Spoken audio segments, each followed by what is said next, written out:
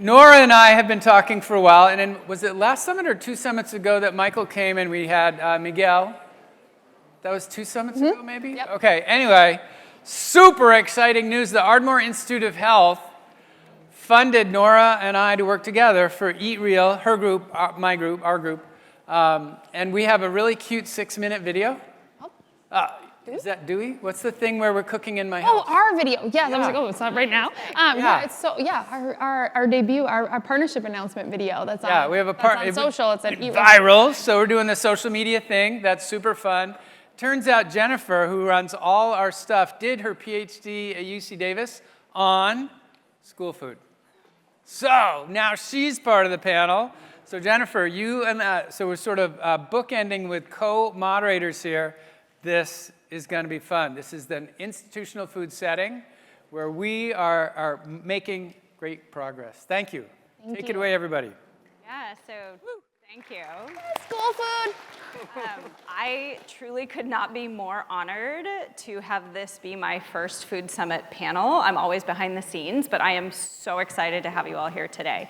I actually am going to hand it over to Nora right away to kick us off with some introductions and why we're here. So. Wonderful. Well, I'm so glad you're on the panel because you are a force, and you're a big part of why we're able to scale this work. So I'm so thankful to be co-moderating with you. And thank you, Professor Gardner. I'm going to cry if I talk too much about this, but we met a few years ago, and he really believed in the power of school meals, and he said, we need to research this, we need to scale this, we need to share learnings across categories from school food to hospitals, et cetera. So, and we just received funding to officially partner, and then we're also partnering, thank you to the Dover School of Sustainability, on another grant to share learnings across categories. And so this is the beginning, and this is a dream come true that we've been working on for a few years. And so to be with all of you today is a true honor, and we're just so thankful for the partnership with Stanford. So this is my favorite topic. I'm Nora LaTorre. I'm the CEO of Eat Real, which is a children's health and planet health nonprofit where we believe that every child deserves a healthy, delicious future on a livable planet. Something I know that's why everyone's here today, because we are trying so hard all together to create a better world and a better tomorrow for ourselves and for our communities and for our children. And so I just am going to share a little bit about the why of today's panel. And then I'm going to introduce some of my favorite people who are here on stage. I'm working on big, important things that makes all of this impact possible. I'll give an intro, and then I'll ask each panelist a question. If we have time, we'll have a little bit of a fire round. And then we will also be having a breakout that we would love to continue the conversation with you this afternoon. Meet us in the breakout. Find these incredible leaders at the delicious lunch, when there's snack, at the water fountain, et cetera, because we want to continue the conversations with all of you during this summit, and we'll be here all day.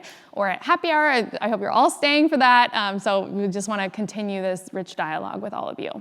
So in terms of the why, at Eat Real, we believe that changing school meals really changes lives. We believe that changing school food is the cause of our lifetime.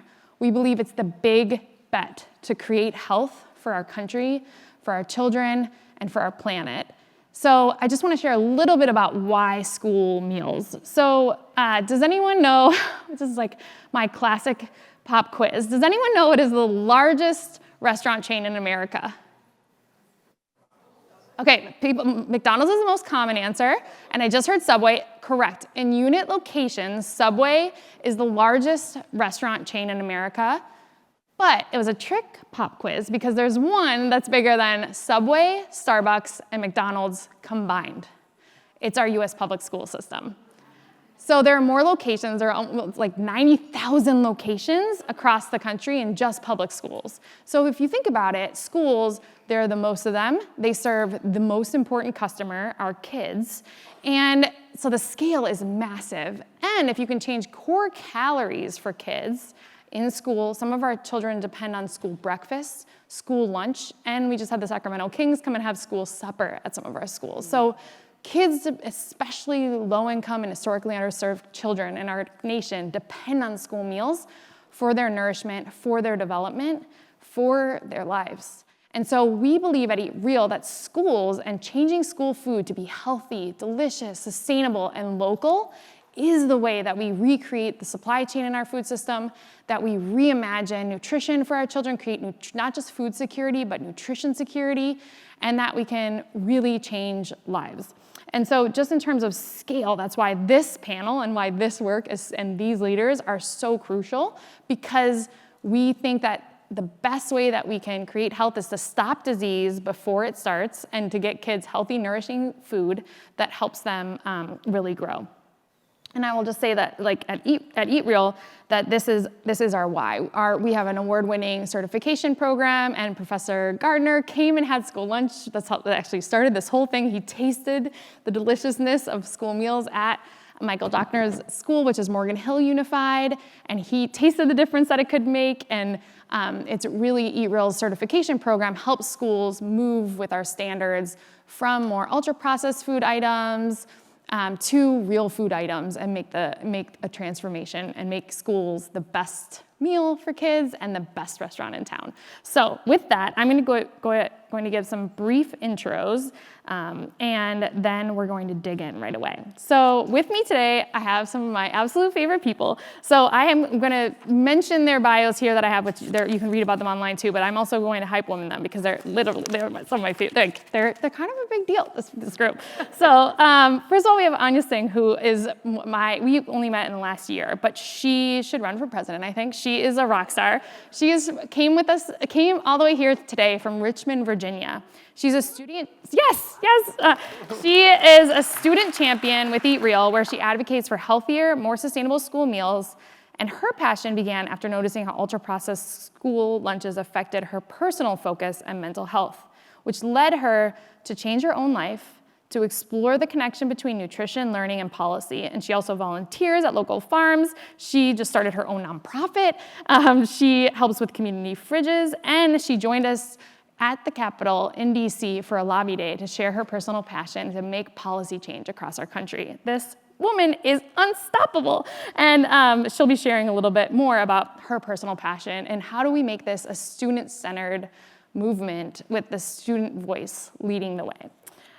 Next, we have Bruce Taylor, the SVP of Marketing and of Earthbound Farms, it's the biggest organic salad company, and he is a fourth-generation leader in the produce industry, and he is cooking up change with the produce world, and has, from Salinas all throughout the country. They're a national organization. You serve 1 in 4 Americans, is it, lettuce every week? Is a little bit more now. Now? What is it now? Okay, that's an old stat. We're getting closer to 1 in 2, which is pretty good. So. Amazing. So if we can get more Americans eating vegetables, that is a huge opportunity. And so I'm so excited for you to get to hear from Bruce. We have Michael Jochner here, who's a food service director, nutrition leader from Morgan Hill Unified, as I mentioned. He was the first in the nation to become Eat Real certified green. Morgan Hill, yes, can we clap for that though? That's a big deal. That is a big deal. Our standards are very high, and he hit them. They serve organic produce from 6 local farms, bulk Strauss milk, regenerative beef, local eggs, all on compostable napkins and utensils. I mean, the list goes much, much further than this, removing single-use plastics. I show up randomly for school lunch way too often, probably, but it's so good. They are currently 55% scratch cooked, targeting 75%. And so he is showing what is possible in school meals. As a former Google chef, et cetera, he pivoted to the power of school meals. And then, you already know Jennifer, but she is, maybe you don't know that she's the Associate Director for Nutrition Studies Group, and she received her PhD in nutrition from UC Davis, and she's been working in the health and wellness field for 20 years. You can also talk to her about yoga, hiking, and baking later. So with that, I want to just dive in, and Aanya, I want to talk to you about student-centered change. This panel is about K-12 and students eating real food as the big bet. So let's talk to you about what that means from a student perspective. Can you share how your journey started for you and why you're passionate about this? Yeah, of course. So hi everyone, I'm Aanya Singh. I'm a high school junior, and I'm also a student champion with Eat Real. very proud of that.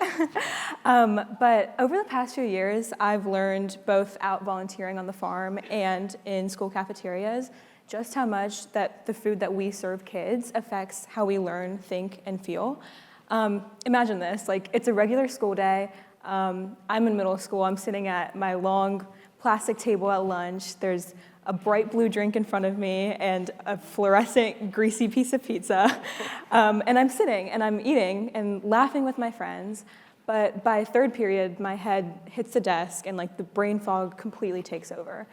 I think I struggled so much with mental health in middle school, and I remember the 1:30 p.m. crashes and coming home from school feeling absolutely exhausted and miserable, and one day I just knew this needed to change. I started reflecting on what I could and couldn't control in my life, and I think the first thing that I focused on was what I was actually putting into my body. And through that, I rediscovered a simple lesson, like we really are what we eat. And I think but at 12 years old, I didn't have much say in what that actually was. I ate what was on my lunch tray, and that was it, what the school served to me. And over time, I realized that I could actually predict my afternoon mood based on what I was eating in schools. And that small realization sparked a much bigger question for me. I really wondered what is actually in our school meals and how is it shaping our generation's mental health. So I looked at the research, and there was a recent study in the Journal of Health that said that fifth graders that are served ultra-processed foods actually scored significantly lower on their standardized literary assessments. And I found that so strange because isn't school a place where we should be learning how to lead a healthier lifestyle and like become healthy adults with good habits? I think we all remember the diagram of a healthy plate with the 4 sections of grains, dairy, fruits and vegetables, and protein. But the USDA, who completes or starts their school's food standards, their main focus is to reach those 4 categories, but they don't actually focus on what is in those categories. There's no law that prevents ultra-processed foods in those based on the USDA. And many schools, since they're so underfunded and understaffed, they actually choose to serve hot dogs or chicken nuggets instead of actually providing a healthy source of protein in ways that students can feel nourished and complete. So yeah, I think these stats match up completely with what I've seen in schools, and I really wanted to create change and make students feel healthier about themselves. So I came across Eat Real and their mission, which is to reach 1 million students across the United States, and they're now in 18 states, so I think that deserves a round of applause. We're in Virginia because of Aanya. She said, I want to help bring you to my state, and she did. Yes. So yeah, I think that's really what drew me in, and I also wrote a literature review on their certification standards, and their standards 4.0, I think, just got released as well, so yes. And putting that learning into action, I also got to lobby on the Hill, which I think Nora mentioned for a quick second. But that experience, which I'm truly so grateful for, I learned so much from it, just basically the power of the state to drive national change. For example, West Virginia, creating a law that all artificial dyes and preservatives should be banned by 2028, that sparked national change. And I think it was so eye-opening to see how the federal preemption, like we lobbied against federal preemption of state laws. So I think that was the main point. It was also so eye-opening to see the disconnect between the lawmakers that are actually creating our policies and student voices like me. I was sharing my story, and they were completely unaware of the extent of this issue. Food chemicals are abundant in our school meals, and they had no idea. And I think that's why Eat Real's top-down approach is so important. They start at the school level and the state level and create change that trickles down to the students and creates basically a healthier lifestyle for them.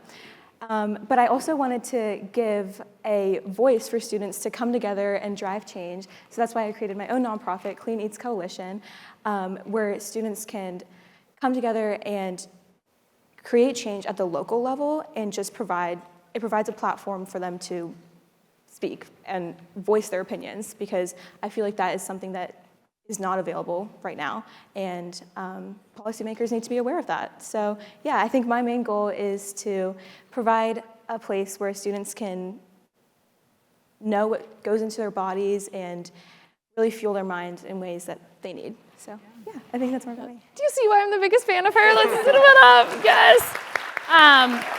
And I'd like to offer Eat Real, the nonprofit Eat Real, as your nonprofit's first official partner, if that's okay. So like we would be a dream to partner with you in the student coalition that you're building. So thank you. Well, let's pivot a little bit and let's talk about a school example and one of my favorite leaders in the movement, Michael. If you could talk to us about your program. I want to hear what's on for school lunch today too, and the cutting edge initiatives you have. So if you could take us on a quick journey down the street to Morgan Hill and tell us what you're cooking up, that would be incredible. Because, I mean, I've had kale crumble focaccia at his district. I've had cauliflower masala. I've had the best salad ever. That was a combination, actually, of Taylor Farms and the salad he grew on site. I have had the bulk Strauss milk. Like, it is delicious every single time. So talk to us about what your vision and what you're cooking up. Thank you so much. There's nothing left to say. Yeah, 9 years ago, the program at Morgan Hill was essentially plastic wrapped.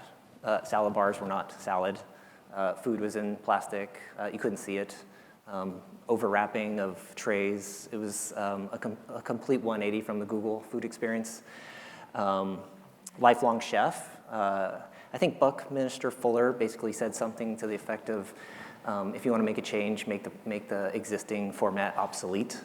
So that's kind of been my approach, is to make, I tell people I don't make school food, I just make amazing food in schools. Love that. And so, to get there as a chef, I really had no guiding light. So when I found Eat Real, they offered lots of resources and things that I, as a chef, could never hope to have, like R&Ds and nutrition experts and things like that. So we started a 2.5-year journey, completely transformed my systems. We're working with local farms within 50 miles. They're all certified organic, BIPOC, women-owned.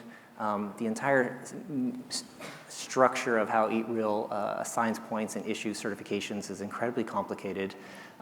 Just taking something off the menu and replacing it with something healthier is not necessarily the correct solution. It also has to be sustainably sourced, and you want to look into the entire ecosystem of how and why that piece of food is sitting on the menu. So yeah, now I'm proud that we're currently serving about 50-ish to 60-ish% items fully scratch cooked.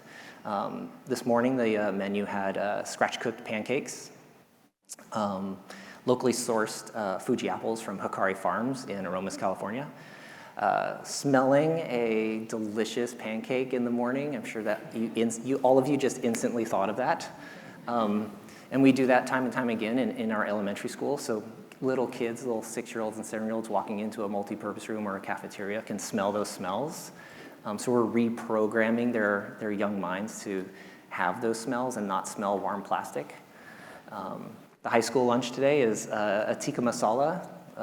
We do a chicken tikka masala and then a chickpea vegetable-focused tikka masala. We also do our own scratch-made pizza. We partnered with a small farm that grew 5,000 San Marzano tomatoes for us. They produced 22,000 pounds of San Marzanos. We then sent that to a small processing plant in the East Bay where they turned it into a puree for us. And then we use that as the base of our pizza sauce, our bolognese sauce, and our spaghetti sauce, and our pasta sauces. So these kinds of things is just trying to reimagine the entire system that the school has to is confined to. Yeah, I'll just pause there. Don't we want them to help cater next year? Like, this is so good. I have actually a question. I want to know what kind of reaction you're getting from the parents. Like, how often are the kids going home and saying, "Mom, Dad, can you make this?" And Mom and Dad are like, I'm curious to know a little bit more about that. Actually, parents are cool, so I appreciate you all. But here's my target audience. Yes. Yes. And I'm glad you mentioned middle school, Aanya, because recently the Associated Press was doing the AB 1264, the removal of ultra-processed ingredients in school food, which we already did through the help of Eat Real. So we're a living example that the system already works and it already produces delicious food, so check, check. But the middle school kids that we interviewed actually said, and it was like a cringe moment because this middle school boy said, after lunch I don't feel sick anymore.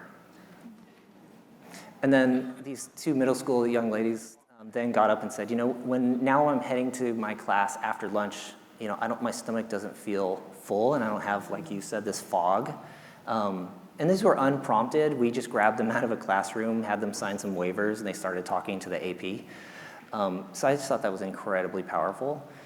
Aanya has a voice, and middle schoolers are finding their voice, but our elementary schools have no voice. The little boy and the little girl that come home and are bouncing off the carpet because they're hyped up on sugar, and Nora can talk about sugar, they have no voice. And so we're the adults in the room. Mm-hmm. We have to make that change. And we're so excited the Ardmore grant that we received with Stanford will be studying that behavior change that you're nodding to of how does this not only change the kids' lives and how they feel, but then how does this impact the cafeteria workers? How does it impact the staff? How does it impact them going home and changing their families' habits, right? It's like kids who turn the lights off on their parents. It's kids who can teach about the power of real food nutrition. So we're really excited to study that with Stanford and with Michael. Two things really quickly, just because I can't stop hyping these people, is that Michael, just one other example, is that he actually, when he received his first Eat Real certified green in the nation, he wheeled a wagon into his school board and he said, that's how much sugar I just removed from every child per year out of their school food. Yeah, clap for that. Yeah, it's like he removed, Michael, you should just carry a wagon with you, I think. But he removed 34 pounds of sugar per student per year. And the amazing thing about Michael is that he doesn't just stop at his school district and serving his 8,000 children amazing food at school, I love that. He actually raises his voice, and he was key in helping just pass AB 1264, which will protect children from the most harmful ultra-processed foods at school for all 5 million kids in California. So, you're a legend. He's a legend. Okay, so he also has hydroponic lettuce growing, and he sources Taylor. So I want to talk about salad for a second. And I wish Taylor Farms has the coolest salad hats. Maybe that could be the swag next year. But let's talk about plants and salad, and I want to talk about Taylor Farms. So I was going to ask you, is it true if Taylor Farms serves 1 in 4 American salad, but it's 1 in 2, so we learned that. So I would love it, Bruce, if you could talk to us about why you're so personally passionate, I know you're also a dad, about the power of school food, and tell us more about our American food system. Generation after generation, your family has been working in our food system. And how do we help kids learn to love veggies and salad when less than 9% of kids get the daily recommended amount? Well, first off, thank you for having me. It's a privilege and honor to be on the stage with all of you. I feel woefully unqualified to be talking about this topic, but here we are, so let's have some fun with it. My journey on school food actually started 20 years ago. I grew up in Salinas, California, salad bowl of the world, and I would walk into our school cafeteria. Our school is surrounded by lettuce fields, broccoli fields, berry fields, 360 degrees. We didn't have a single salad item on the menu. We had pizza, we had chicken nuggets, we had frozen items, bags of chips, all kinds of unhealthy items. And at that moment, a light bulb kind of went off. It's like, if we can't figure this out in Salinas, California, the salad bowl of the world, this is going to be really hard to figure out elsewhere. So on a very small scale, I just started driving my Tahoe to our processing facility in Salinas, and I would every day load up excess product that would either go to waste or food banks, and I would drive it to our school cafeteria and started stocking our school cafeteria with salads and vegetables and things like that. That's awesome. School cafeteria sample size of 1, but in that process, I learned some of the challenges that schools face across the country. Lack of refrigeration, lack of prep space, lack of kitchen space to cook meals from scratch. So some of the issues from a menu standpoint are structural. You go to the school districts and you ask why don't they have salads? Well, they don't have the infrastructure to do so. They don't have the cold chain logistics to make it feasible. Fresh produce is perishable. It expires in 16 days, whereas you put something in the freezer, you can sit on it for multiple months or the full school year. So some of these challenges are really hard to solve, and that's where I think today Taylor Farms can help solve these problems. Today, as Nora said, we've been fortunate to grow. We were founded in 1995. We've been fortunate to grow into the largest vegetable company in the world today. We're the largest grower of organic leafy greens and vegetables in the world today. And we develop custom programs for the biggest retailers and food service chains in the country. So you talked about Subway, you talked about McDonald's, you talked about Starbucks, you talked about the Krogers. We're developing custom platforms that solve their problems. Why can't we do that for schools? You know, and frankly, we should be doing that for schools, and we've started to do that for schools. We've done this in multiple of our facilities across Tennessee and Tracy, California, where we're developing school-specific programs. There are still some challenges there when you talk about reimbursable levels and reimbursable amounts. If it's $4.50 a meal, fresh produce is expensive. So that's where scale can help. How do we make fresh produce attainable to where we're able to hit the same price points that a bag of chips is, or frozen pizza, or frozen chicken nuggets? So these are the types of solutions that we're excited to kind of work on today. We're inspired by the opportunities that introducing consumers to fresh produce early can have on their lives. For the long time, there had been a big focus on healthy eating having an impact on lifespan, kind of end-of-life outcomes, improving end-of-life outcomes. As you see with all these studies on the wall and all these anecdotes, there's increasing awareness that eating better today has impacts today. And we talk about a society of immediate and instant gratification. If we focus on those benefits and then deliver healthy, great tasting, delicious, fresh products, we really can start to slowly but surely shift consumers away from ultra-processed towards real food. And that's something that we're really excited by, and we hope we can help sort of scale all the great work from everyone in this room. Love it. I love it. I love it. Yes! You know, and Eat Real was a little idea, and we've been working on it since 2012, and in 2019 when we went all in on school meals, and now we're about to reach 1 million kids in 20 states. And so finding certain unlocks and working with leaders like you to figure out how do we unlock the American supply chains and shift it towards more organic, to more vegetables, to more plant-powered richness, I think is a huge opportunity. So I'm excited to have more conversations about that, and thank you. Thank you. I didn't know the personal story, and now we're working actually, we have more and more Eat Real certified districts in your backyard that I know your team has come and visited. So excited to also make sure that kids, that you don't just have to bring the truck of lettuce to the school, that like the schools can source it themselves too. So wonderful. Well, okay, I know Jennifer is normally behind the scenes and you all have been seeing her for years making this all come together, but I'm so glad that you're on stage because just her energy and her passion and her knowledge, I personally learned so much from you, and so I'm excited to be in conversation with you right now. So you love data-driven decisions, and you are one of those people who says that partnerships make the world go around, but you don't just say that partnerships make the world go around or talk about partnerships, you make them happen. You build them, you write the grants that make them possible, you have the group calls that pushes everyone together, like you are a partnership builder. So could you talk to us about why measurement in this work is so key? These stories are so key, but the data and the research is also essential. And we found that as we're doing more policy. You need the personal stories and you need the data. So we know that you and Professor Gardner love partnerships and you're exceptional, I would say, best that I've met at building coalitions. So why is this so critical, and what are some of your favorite new initiatives? I'm gonna thank you, first of all. I'm gonna start with the data piece. Some of you who know me may know this story. So I was pre-med, I was gonna be a pediatrician, that was my plan. Decided that I wanted to prevent kids from getting sick in the first place, so that's why I switched and did a PhD in nutrition. To date myself, this was a while ago, and there was a goal at that time to get a garden in every school in California.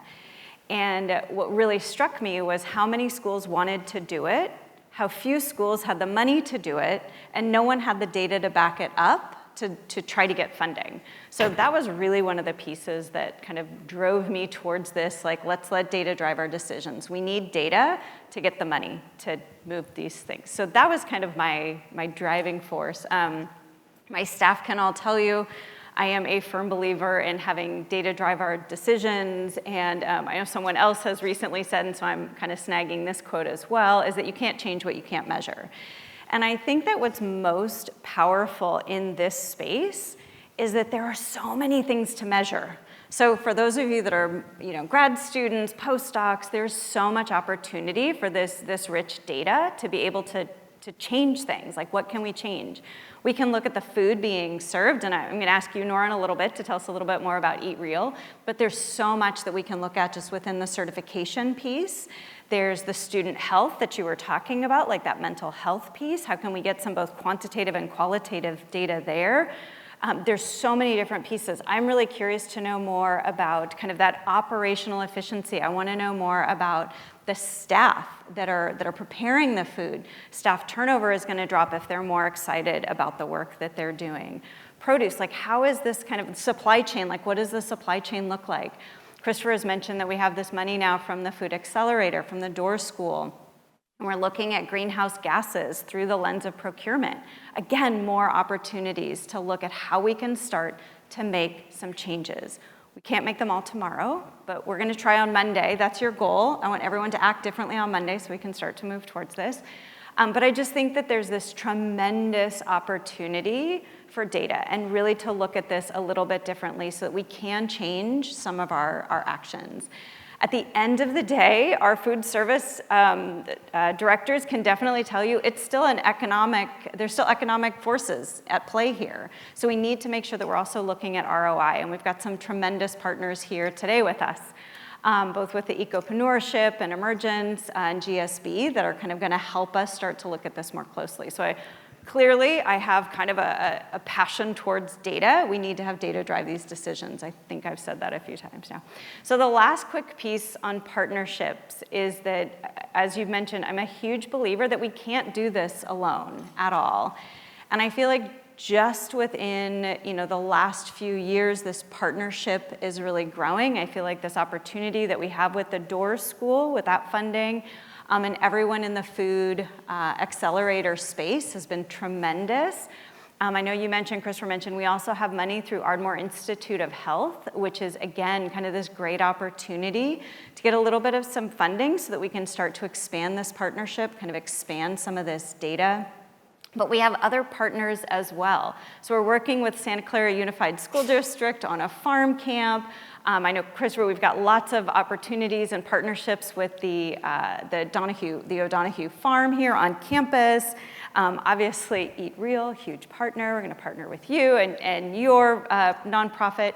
But even more interestingly, I think, especially in this space, and you both have talked to this a little bit, is this unapologetically deliciousness, as Christopher likes to say. So we are partnering more and more with the Culinary Institute of America, because at the end of the day, we can't just give kids Brussels sprouts and ask them to eat them, or lentils and ask them. We need to be able to make sure that it is delicious, and it is delicious. I think we can all attest to that. So it's like, how do we start to pull all of these people together and to make these connections so that we can truly move things forward? So I just, clearly, a little passionate.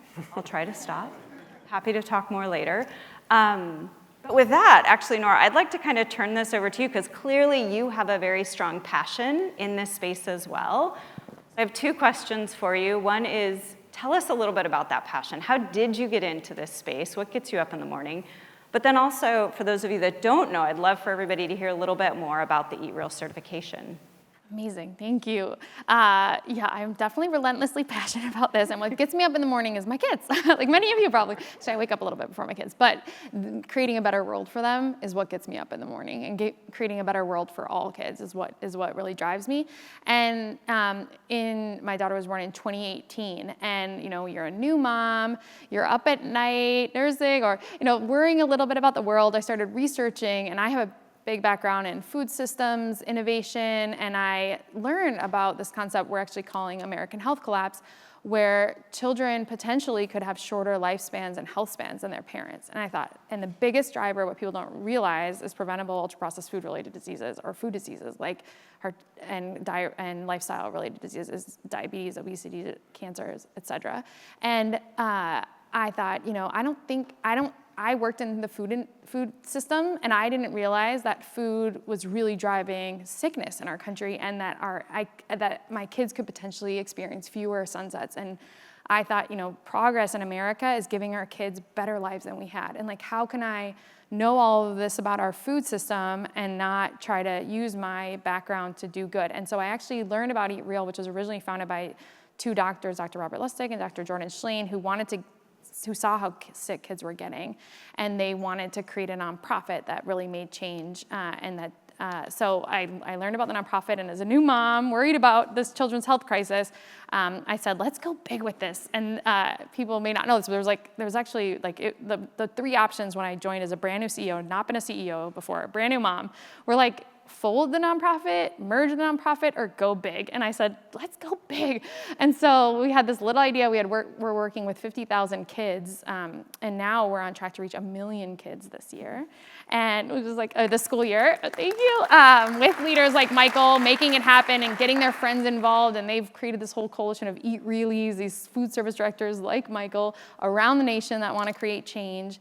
And now we think, and I'm like the first official group hearing this, we think that we can reach 3 million kids in 30 states in the next 3 years. It's so exciting. And our model is that we do three things. We help make schools the best restaurant in town. We change real food access for kids. That's working with our Eat Realies, working with nutrition directors and we believe heroes like Michael in schools across the country. We do awareness building, that's like culture change, that's campaigns. Our marketing team is here, Mandy and Matea, if you want to chat with them or have ideas for them about it. That's about how do we really raise awareness so kids and parents and communities know the power of real food. Andrew Gallery's here, we're working on a documentary together around that. So how do we really catapult awareness in our country? It's really starting to shift quickly, and even in the last few months, but how do we accelerate it even more? And then we do policy change. So how do we take all of our data and our new research partnerships and then really help do systems change at the state and national level and just change the system is not working. And so how do we just rechange the policy? So we passed the first sugar bill ever in America. We helped pass the first food dye bill. And then we just passed AB 1264 with Assemblymember Gabriel without Governor Gavin Newsom just signed that, help protect kids from ultra-processed food. So that's an example of how do we quickly change the food system, and there's so much more we can do in terms of policy change. So that's our playbook is change school food, change lives, raise awareness, and then do advocacy. And then we believe that by in 3 years, we can have the presence, the proof, the data, and the research, especially with all of you in this room. There's a huge research gap, and we need your help, and it's all hands on deck. And then so we can have the presence, the proof, and then the partnerships, which you know who's been ear whispering to me about that, the partnerships, like with Stanford, to be one of the top food systems, change children's health nonprofits in the nation. So that's our vision. I'll just add that I'm a big nerd, and I've been nerding out on the data and on our children's health crisis, and it's worsening fast. So I don't know if people know this, but they just came out with a report that 1 in 3 teens is now pre-diabetic. It's up 5%. Pediatric cancers are up, chronic kidney disease, fatty liver disease, 3 in 5 kids are on track to be obese by the time they're 35. The data is showing that this is urgent. So I'll just say the problem is so urgent, and the brilliance in this room and with Stanford has the potential to create the research, the partnerships, and I can't even predict what all of you could create, but we need your help. It's an all hands on deck moment for this children's health crisis and for the power of real food. And we as a panel, I think I speak on all of our behalf, we need your help in helping schools and the K-12 lever. We think it is a huge leverage point, and so we'd love your help on it at Eat Real, and I think also for this panel. So thank you for including me in that question. I think we have a little bit of time, it looks like, so I want to just shake things up. You had a pepper on your badge to keep things spicy, Yes. So I think we'll just make things peppery. So I just want to do a quick round of a few questions. So that I randomly thought of on the plane from DC yesterday. So or a couple days ago. So is fiber the new protein? Protein is all over my Instagram ads. It's protein, protein, protein, protein, protein. And I was actually at the DOC conference and we were talking about protein. But is fiber actually the new protein? So that's just a question. And whoever wants to share. This is pepper round, so just whatever you want to share. Whoever wants to go. Do you have an opinion? I I'd would say think you I'd say do. yes. I'd say it's probably a couple years off. Okay. So protein is very much the trend of today, and everyone's looking for protein now. You look at kind of what quantities of protein are significant. People view 10 grams as a snack and 20 grams of protein as a meal. So that's still front and center in all the consumer research we've done. Lagging close behind that's fiber. So it might not quite be as mainstream today as protein, but we believe that's next. You talk about gut health trends, other aspects, we think fiber's next. It's not quite there yet, but we think it's catching up quickly. Yeah, the power of the microbiome, like some of the research that we were hearing today. Okay, I love that. Thank you. Also bring those. I didn't know the whole trend. Anyone else? I've got a strong. Yeah. Oh, let's hear. That doesn't surprise most people. Pepper, let's go. Within our group, Gardner group, Sonnenberg group, 100% fiber is and should be. But I was just in a meeting yesterday with Ethan Brown and some folks, and somebody was talking about fiber maxing. Evidently, fiber maxing is a thing. It's on Instagram, social media. Coming to TikTok near you I don't know. soon. My kiddo's only 12, so we don't do social media yet. But evidently, so I'm hoping that social media it up. I don't know, hashtag fibermax or something. Yeah, fiber's coming. Fiber's I don't coming know. for us. I But love yeah, it. it is. Okay, next round, because I want to keep this peppery. Organic or veggies? You can start with your opinion. Why are you making me choose? That's exactly. I think both are tremendous, Wonderful. personally. We want to provide choice for consumers. I run our organic program, so I'm biased. I like to say organic, but there are some cost implications and some assured supply implications that come with farming organically. So having a conventional offering to expand access to fruits and vegetables at the right price point is important as well. So I'm an advocate for both, even though my heart's on the organic side. Anyone else? I used to be veg until I started hanging out with Kat Taylor and Dan Kittenridge and people who started talking about soil science. And so now I've swung to the org side. My farmer is actually here, and he likes to say... Can you raise your hand, farmer, so people know? What does he like to say? Oh, there we go. Thank you. Yes, let's clap for the farmer. Absolutely. I'll probably butcher this, and he can correct me later. He says he doesn't really grow fruits and vegetables. He farms soil. That's beautiful. Okay. What's fascinating, though, on that is Please. if you farm both, you learn quickly that you need to incorporate organic practices into conventional. From a crop rotation standpoint, from a soil health standpoint, in order to have a healthy, viable crop, we're seeing more and more organic practices still funnel their way into conventional, even though it's still technically conventional. It's just the right thing to do. It's better for the soil. It's better for the product at the end of the day. I love that in the speed round, we're already seeing that both. It's not an or, it's a both, and there's so much nuance and complication to everything. Okay, healthy, okay, fine. Healthy and or delicious. I'll make it less peppery. I won't. I'm curious. Yeah, Aanya. Have you? I would say both again. But I think there's ways to make healthy meals delicious, as we've learned through Eat Real. But yeah, I think there's so much, not stigma, but I think lots of teenagers will see vegetables and just not want to eat them or just turn them away. But there's so many ways I've learned, even on Instagram again, there's always new meals and new recipes that incorporate healthy vegetables into just meals that I would eat, and I know I would eat a lot of Eat Real's lunches too. So yeah, I think both. And actually, Professor Gardner mentioned the Instagram video on Eat Real Certified Instagram, not to give my team an Instagram shout out, but there is a recipe of him cooking the school taco bowl, plant-powered taco bowl from Natomas Unified. So you can go check it out and get it cooking healthy. Okay, one question for you really quickly, Aanya, this is dedicated for you. What should leaders here keep in mind when they're designing solutions, research initiatives, et cetera, for students? I think just listening to students' voices, whether that be hosting taste tests at schools or just creating surveys for just people to voice their opinions. I think that's the main thing. And yeah, I think just listening to students and making sure that students have a voice in what fuels their mind and their bodies. So yeah, I think that's the thing. So in closing, are there any final burning remarks that you have or key takeaways or things that you'd like to leave our incredible group with? Michael, were you gonna go for it? Go for it. Bruce? I'll go, sure. Nora, as you mentioned, this is a urgent problem right now. You look at the health trends of our country, this is a serious issue today. What's kind of nice about it, though, is it's truly a win-win. In this hyper-political, hyper-politicized environment we're in, everyone benefits from increasing consumption of healthy, fresh produce at a young age. Healthcare costs go down, quality of life goes up. This is truly a way for us to build a win-win, but it's gonna take all of us in this room. It's gonna take public-private partnership. It's gonna take institutions. It's gonna take nonprofits. It's something we need to work together on, but we can truly generate a win-win for society, which is pretty exciting. I love it. I love ending on a win-win. Thank you so much for being here. Thank you for your leadership. And please, please, please come find us in the breakout. Find us at the delicious lunch. Maybe we'll have some school food items in there next year. And find us at the closing event as well. Thank you. Thank you.